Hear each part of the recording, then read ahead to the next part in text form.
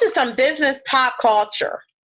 So we're going to keep it a little lighthearted, but when it comes to marketing, I have to say these 3 fast food joints this week have really stepped their game up. Okay. Burger King, Wendy's, and Domino's. Okay. So there's been like a little fast food marketing war on Twitter and some of the commercials. It kind of started with Burger King.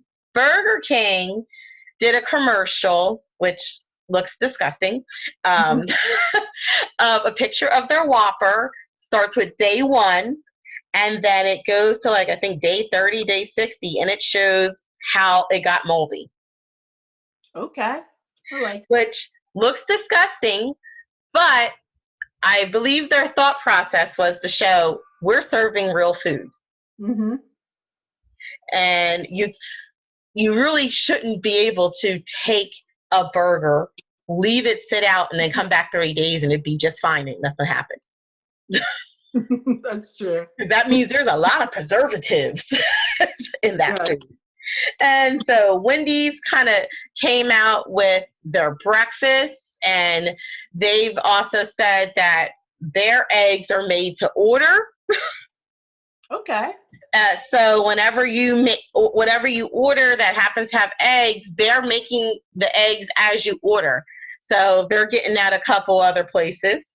Okay. And Domino's did something kind of neat. Apparently they did some update with their app where you check in when you get there and they know who you are when you get there. And which is kind of neat. Yeah. I like that. To promote it, they got the guy Norm from Cheers. Now for our younger listeners, I might not even know what Cheers you're like, is. what's Cheers? Cheers back, I'm going to probably say late 80s, early 90s, was a TV show that ran for probably like 10 years, maybe more than that. It was essentially about a bar. Every scene was in the bar, just about. And it was the relationship of the patrons of the bar and the people that worked at the bar. And there was a guy, every time he walked in, everyone said hi to him, and his name was Norm. And he was like, everyone would say, "Hey, Norm," when he walked in. Mm-hmm. And I believe he was an accountant on the show, because next to him would always be the male person in his uniform, which I always thought was odd that he was allowed to wear that on the show. That's true, right? I always thought that was odd. Now, if you look, it's funny though. If you look, I don't know if he wore like a jacket, but you could tell it was the male person uniform. Right. Yeah, definitely. And these people were just drinking every night, apparently, on Cheers. So they used him as a everyone knows your name type of thing. And I thought that was really cute. But Wendy's I don't know who is in charge of Wendy's social media. Mm-hmm. But I'm looking at their Twitter account now. They're on it. Yeah. Wendy's is on point. If you want to know how to like get a little sassy and saucy with your social media game, just go pull up the Wendy's Twitter feed. Yeah. And just see what they do. Like, they'll start a beef with another company. They have very witty responses. Yeah. To different things. It's whoever runs that A+, because I can't think of any other fast food chain that is so saucy than them. I remember back when everyone remembered Popeye's chicken sandwich the first time it came out, and they did a post like, "I don't know what everyone's talking about. We have the #1 chicken sandwich, and they're always available." Yeah. Oh, let me hear this one. This one, they are real salty on this one. So Burger King is testing a sandwich with nothing but French fries. So that's the post that they're retweeting. And they said, when literally anything would be better on a bun than their beef. Oh my goodness. Whoa! That is funny. Yeah, they might have to be in the back room doing these tweets. I don't know who's doing this. I would love to know who's doing this. I want to know, because it makes me wonder if they have a comedian on file, like, which sounds like a very good idea. Because Wendy's does come with the jokes. They do. Oh my goodness. All the times they come with the jokes. All the time. I gotta hand it to Wendy's. Wendy's, oh my goodness. And Wendy's is also going to be starting to serve breakfast, which is good, which, you know, puts them in a whole nother bracket. I believe they used to serve breakfast a long time ago, like back when we were kids. Okay. And they stopped it. So I figured they're probably like, oh, we got to get in this breakfast game again.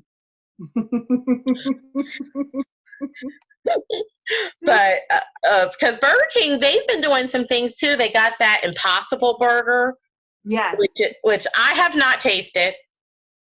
I don't know anyone else who's tasted it. I just have a question about it, which is it cooked on the same grill as the beef? Right. Yeah. Which I find odd, because wouldn't you not want, if you're a vegan and you know you want to have the Impossible burger, wouldn't you not want to have the juices from the last beef patty on your burger? But that's just me. Yeah. You know, I'm gonna get the Whopper anyway, but it's like it tastes just like their Whopper. That's what I heard. Like it's almost indistinguishable. So. Oh wow! I'm afraid to try it. I mean, I'll probably try it one day, but I don't know. We'll see. Well, that's how I am. Like, I didn't do the whole Popeyes thing when everyone else did it. I finally have. On one of my trips back home, I stopped at Popeyes, and I was like, oh, I'll get the sandwich. Honestly, it tasted like a chicken sandwich. Yeah. Now, I will say it was quite crispy. Right. It was very crispy. Okay, very crispy. But also that night, my stomach was a little queasy because I think it was a little too oily because of how it was deep fried. And I was like, all right, I had it. I'm good. Right. You can move on now, right? Yeah. I was like, this is what, I mean, it was good. I mean, if I was into that, because I've gotten a much healthier lifestyle. I eat a lot more salads now. So, but you know, when you're traveling, sometimes it's kind of hard to pick the right thing. You know what I mean? Mm-hmm. And so I said, you know what? There's the Popeyes. Let me just get the chicken sandwich. Yeah. You know. Oh shoot! Why not? Yeah. And I was like, you know what? I got it. I could say I got it. I mean, it was good. It was all right, but like it just. To me, all of the extraness wasn't necessary. Yeah. No, I mean, it's good marketing. I think that's mainly what people were buying into was the whole aspect of, you know, the FOMO of it, fear of missing out. Yeah. You know? So, yeah, but that's what fortunately and unfortunately, because, you know, you can be a critic of the culture, but you're also a consumer. So I can't hate too much, but I'm just saying, that's our culture. You know, it's like something new pops up and it, you know, nobody knows what's going to go viral. I mean, who would have thunk of Popeye's chicken sandwich? It just was the right time, right place and right time. You know? They got lucky. Yeah. They obviously wasn't prepared for it. Definitely not. Yeah.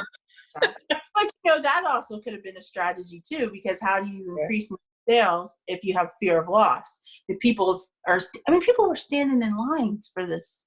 I mean, lines. Not like, so it's almost like, you know, that's like, you know, part marketing 101, you know, they create a that buzz. A buzz, but they take away their product, you know, and people want it. It's like. And it's kind of funny when they came back, they brought it back on a Sunday on purpose to go against Chick-fil-A. Go against Chick-fil-A, yeah. But you know, Chick-fil-A in a class by themselves, honestly. Yeah. Yeah. It always has lines. So.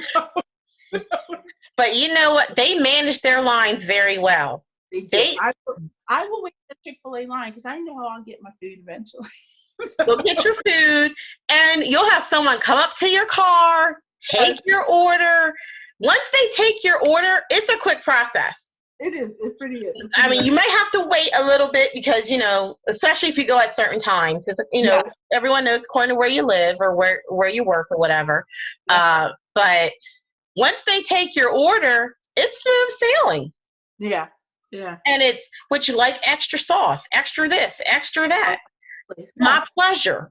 Okay. Pleasure to serve you. Yes, I love it. Yeah. Okay.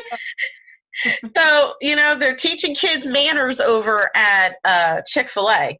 Yeah. As we all know, if you go to McDonald's, it's a toss-up sometimes. It's always a toss-up. I will say for me, I don't really eat McDonald's a lot. Yeah. Every now and again, I might do breakfast. Yeah. Every now and again, just according to what my day is going, I might do breakfast. And I always have to explain, don't put this. Even though, and then, I don't know why, but the one McDonald's I go to, their machine for hot chocolate is always down. Always down. Their machines are always down for anything. Always down. Frosty machine. I don't even think they have a Frosty machine at most places. Because I'm like, how is it? They had I went there to get a coffee. They had something around Christmas time. It was something yummy, delicious sound. I said, I think I'm going to try this. And they're like, oh yeah, that's down. And I'm like, how can you be like brand new, butterscotch yum yum, whatever it was. And it's down. That's the only reason why I came here. But that's how what do you say? Wow.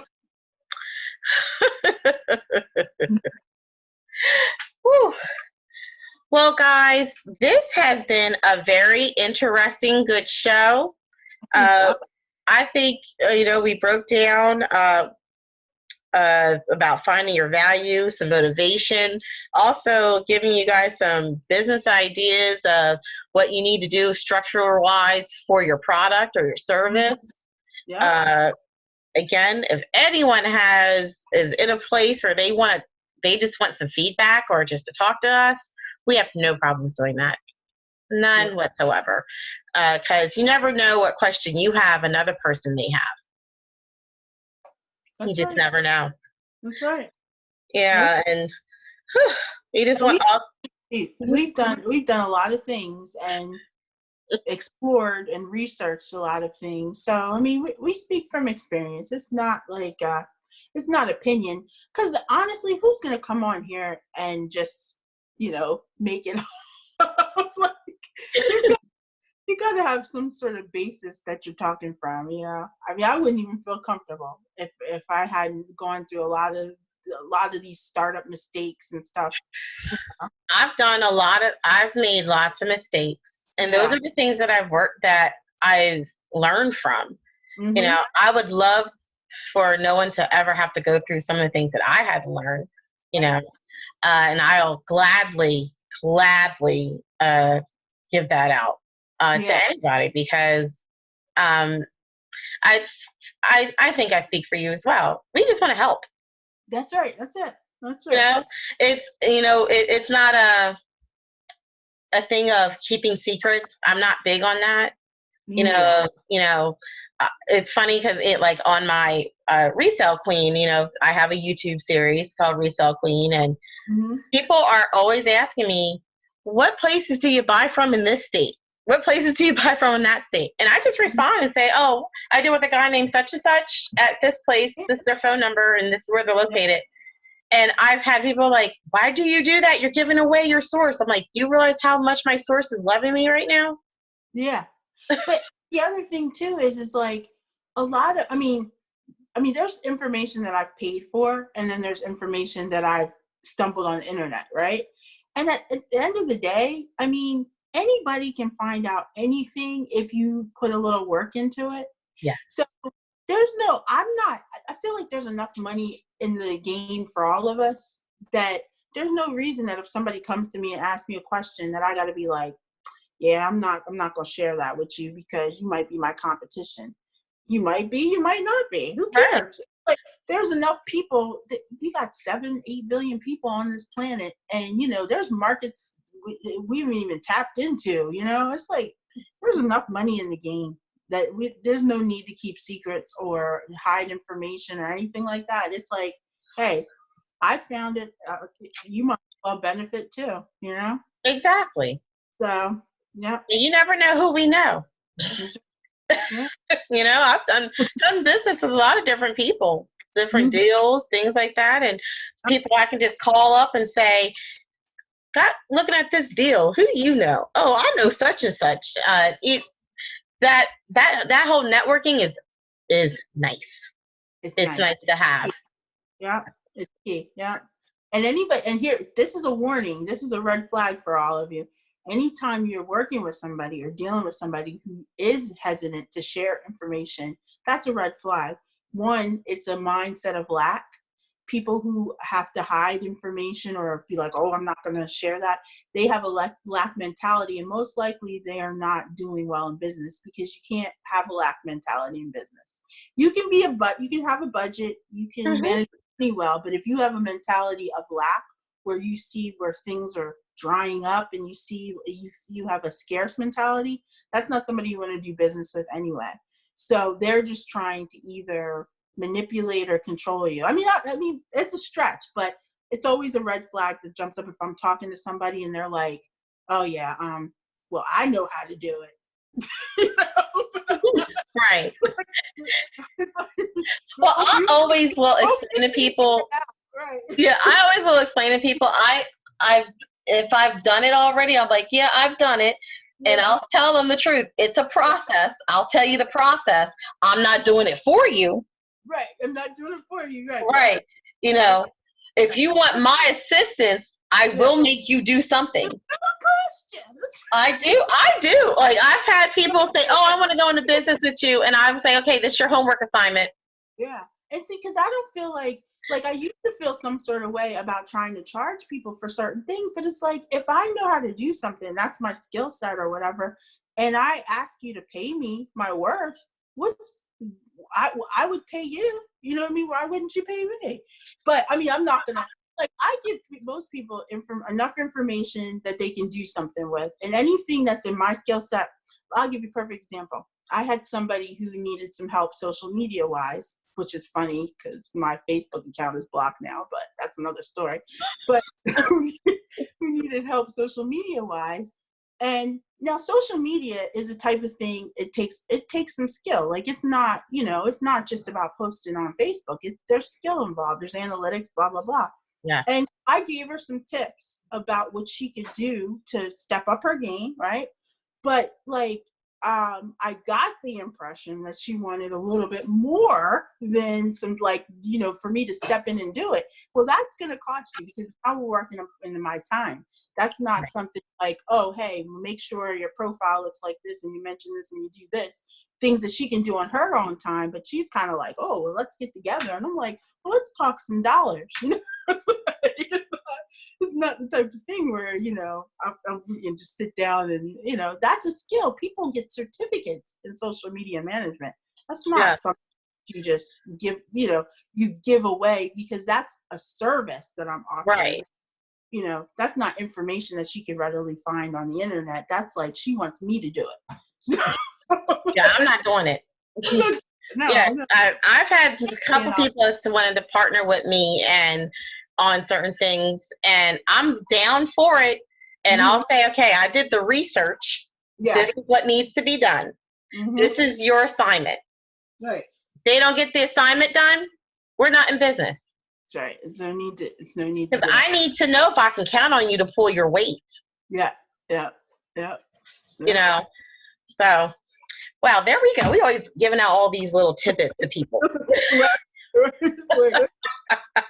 Yes. Oh, okay. Well, that's a good show. Yes. So thank you guys for listening and watching. I've been Tiffy T, the Resellqueen. And I am Nicole Flamer. And we are the mommies that handle business. Bye-bye. Bye.